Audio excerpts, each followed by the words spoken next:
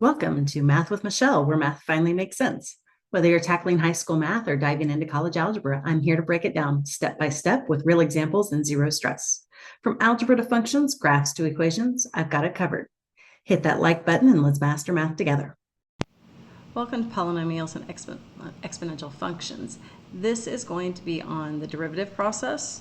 We're going to take it from that limit process that I had in my former videos, and we're going to go rule-based. So I don't know if you've noticed a couple things as you are watching that last video, or maybe some patterns, but let's go ahead and let's look at what's going on here, okay? So first of all, let's say your function is just a number like 8. When you graph that, you're going to have this here.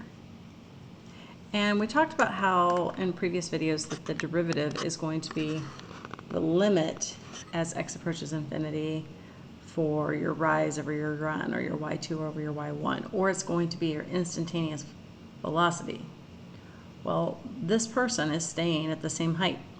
If you're thinking about it like 1 second, 8 feet, 2 seconds, 8 feet. There is no change in their velocity. They're just flatlined. So because of that, the derivative is 0, because the slope is 0. The average rate of change is 0. The instantaneous rate of change is 0. So remember, the derivative is your instantaneous rate of change, or slope. Okay, so think of that. It's not the average rate of change, it's the instantaneous rate of change. So no matter which 2 points we pick, we're going to have a slope of 0. Okay, so let's just take a generic mx plus b. All right, and I'm going to apply the limit process. So we have x, we'd have x plus h. So we'd have mx plus b. Here we'd have mx plus h plus b. Remember, these are the limit as h approaches 0. I'm going to distribute mx plus mh plus b minus mx plus b, all divided by x plus h minus x. So the mx and the mx are going to cancel. The plus b and the minus b are going to cancel. I'm left with mh for the numerator.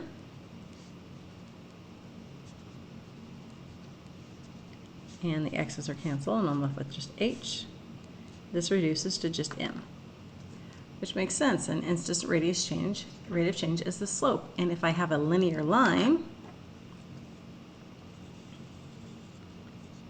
it doesn't matter whether I do the slope from here to here or from here to here.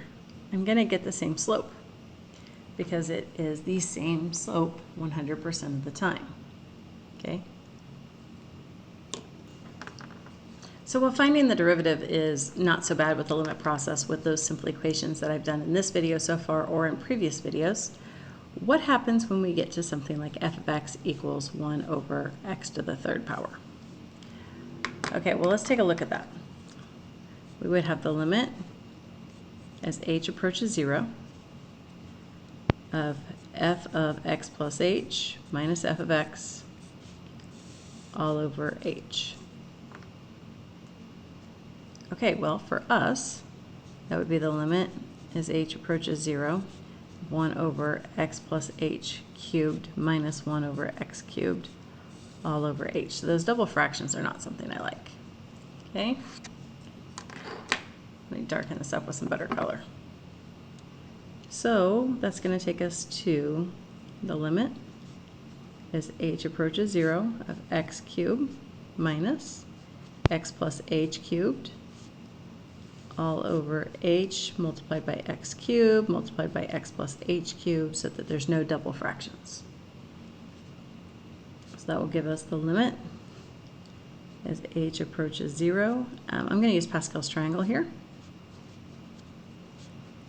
3x squared h plus 3x h squared plus h cubed. If you don't know how to use Pascal's triangle and you want to know that, it's in my Algebra 2 playlist. And it's kind of a fun little trick so that you don't have to actually work out x plus h cubed.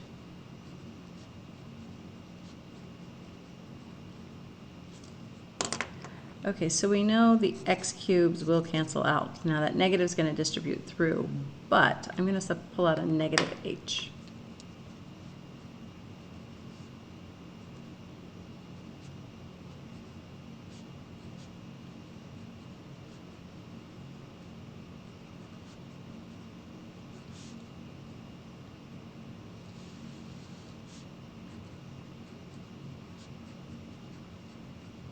Okay, so what I notice here is that I can cancel these h's out. And then after I do that, I can substitute 0 for h. So that would give us 3x squared plus 3x times 0 plus 0 squared with that negative 1 out front, right? Because the h is canceled out. And then we'd have x cubed times x cubed, because, well, x plus 0 cubed. So my numerator would leave me with negative 3x squared, and my denominator would have x to the 6th. So this would reduce down to negative 3 over x to the 4th. Okay, there's a lot of room for error in that. So they have done a lot of working, and they have found that in its basic form, emphasis on basic form, you'll learn rules for when it's not in its basic form. Instead of doing all that work for this equation, we could have used a rule. And this rule is one you will memorize. Just kind of expect in calculus, especially if you're in Calc 1, that your Calc 2 professors are going to just expect you know all these rules. They don't want you to have a note card. So the derivative with respect to x of any polynomial to the n power, and we're looking at it as a monomial, will equal n multiplied by x to the power of n minus 1. Okay, what does that mean for this so that you can get this? Well, let's rewrite it first of all so that it's in the same format. F of x equals x to the negative 3rd power. That means the exact same thing as 1 over x cubed. So now let's derive it. So the n is going to go out front as a multiplier. Then we're going to write x, and then we're going to subtract 1 from the power. So 3 minus 1 is, negative 3 minus 1 is negative 4. Absolutely, we got the same thing, and in a much shorter space. So we were able to do the rule, but we were also able to see that the long process gave us the exact same thing. So why learn both ways? Well, one is the appropriate way. One is the rule way. So the rule was developed after looking at a bunch of other things. And so we have to understand what the point of a derivative is prior to just jumping straight into the rules. So let's just go ahead and practice that. Y equals the 3rd root of x squared. Well, you must first rewrite it as x to a power. Now we can do the derivative of it. Y prime equals 2/3 x to the, we got to subtract 1, so negative 1/3. And all those years of rationalizing your exponents, probably not going to have to do that as much in calculus. Okay, so what happens if, new rule coming in, c times f of x, and we're trying to do the derivative of it? Well, it's just going to be c times the derivative of f of x. What does that mean? Well, we didn't have coefficients here. So if I said for x to the 12th, then you would have to think of this as, okay, I'm going to derive this, and that's just a multiplier. So your derivative is 4 times 12x to the 11th. Then you multiply and get 48x to the 11th. Could you do that all in one step? Absolutely. In fact, you probably will do that all in one step. Okay, so that's a really nice thing with this rule, is that it saves us a lot of paperwork. However, now we've got another rule. What happens whenever you have f of x plus g of x and you need to derive it? Well, you just derive f and you just derive g. So polynomials are going to be pretty quick and easy, and that's going to be what we focus on for the rest of this. However, just so you guys know, normal lines, if your book talks about a normal line, this is a line that is perpendicular to the tangent line.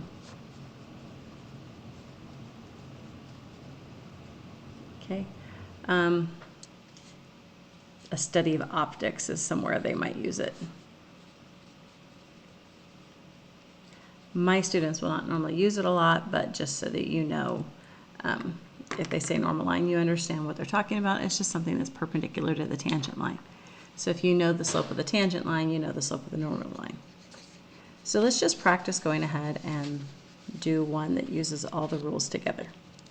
All the rules introduced in this video. So f of x is going to equal x to the 8th minus 3x to the 5th plus 4x cubed minus 12x squared plus 1. Okay, so here we go. We're going to do them each separately, right? So the power times the number in front, drop the power 1. The power times what's in front, drop the power 1. The power times what's in front, drop the power 1. The power times what's in front, drop the power 1. Now, if you do not remember the rule for 1, remember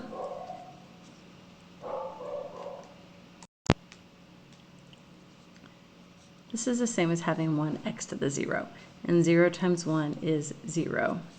And even if you were to drop the power by 1, 0 times anything is 0. And you technically don't have to have that 1 there, so our derivative is 8x to the 7th minus 15x to the 4th plus 12x squared minus 24x. And that would be it. We would have that. Now, the relationship between position, velocity, and acceleration. If you watched my earlier videos, you know that I related some of it using your physics formulas and compared it to physics. You may not have watched that part. However, if you're given an equation S that's 2t cubed minus 5t squared plus 3t plus 4. Okay, this right here is talking about your position. Time versus location. If we were to derive S, we would end up with our velocity equation. If we were to take the derivative again, we would be at our acceleration equation. So your position is related to how fast you're going and your acceleration. So if we can take our position, find our velocity equation, find our acceleration equation, then we can do math with these on a regular basis. So all we have to do is take the derivative, and we're going to use our new rules. So 3 times 2 is 6, drop the power. 2 times 5 is 10, drop the power. 1 times 3 is 3, drop the power. 4 has no variable, so it's a constant, and the derivative of a constant is 0. Okay, so again, that's our velocity. So 2 times 6 is 12, drop the power. 1 times 10 is 10, drop the power. Derivative of a constant goes away. This is our acceleration.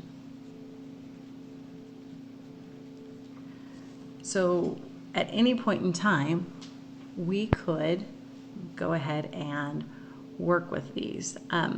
If you're looking at your physics formulas, then you probably are noticing the relationship between your three formulas for position, velocity, and acceleration as derivatives with just placeholder variables. If you think of area equals pi r squared, then derivative of area is 2 times pi, drop the power by 1. What about volume for a sphere? 4/3 pi r cubed, 3 times 4/3 pi, drop the power by 1.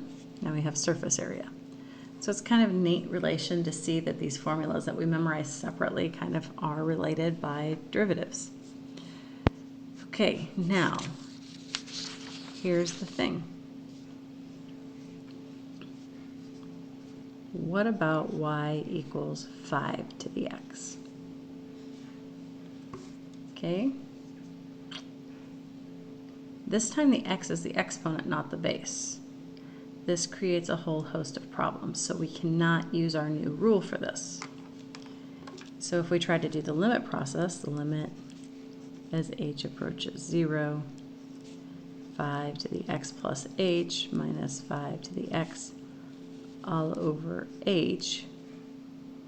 Well, how are we going to get that h out using just basic algebra? So this does become hard, especially as we have other things going on.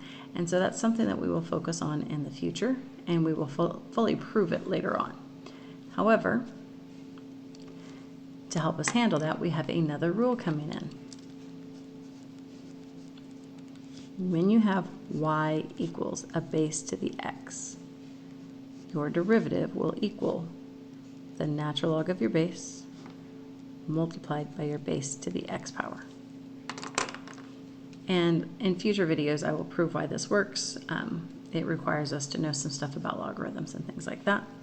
But this limit right here eventually will equal the natural log of 5 multiplied by 5 to the x power.